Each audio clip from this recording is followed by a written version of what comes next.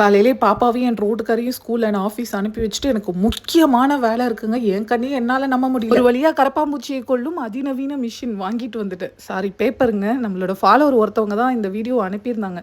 சரின்ட்டு நானும் போய் இந்த கொசு பிடிக்கிற ஷீட்டை வாங்கிட்டு வந்து குட்டி குட்டியாக கட் பண்ணி அங்கங்கே ப்ளேஸ் பண்ணி வச்சுட்டேங்க. இதோட ரிசல்ட் என்னன்றதை நான் லாங் வீடியோவில் சொல்கிறேன். செம்ம ரிசல்ட்டுங்க, பயங்கரமாக இருந்துச்சு.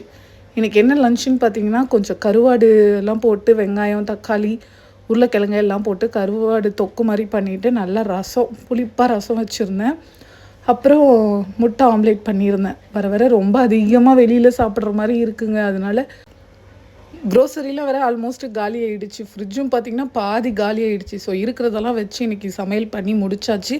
ஈவினிங் ஸ்நாக்ஸுக்கு புட்டு ரெடி பண்ணலான்னு பிளான் பண்ணியிருந்தேங்க. ஏன்னா இந்த மாதிரி ஸ்நாக்ஸ் ஐட்டம்லாம் இல்லாத போது தான் இது மாதிரி புட்டு மாவு, ராகி மாவுலாம் கண்ணில் படும். ஸோ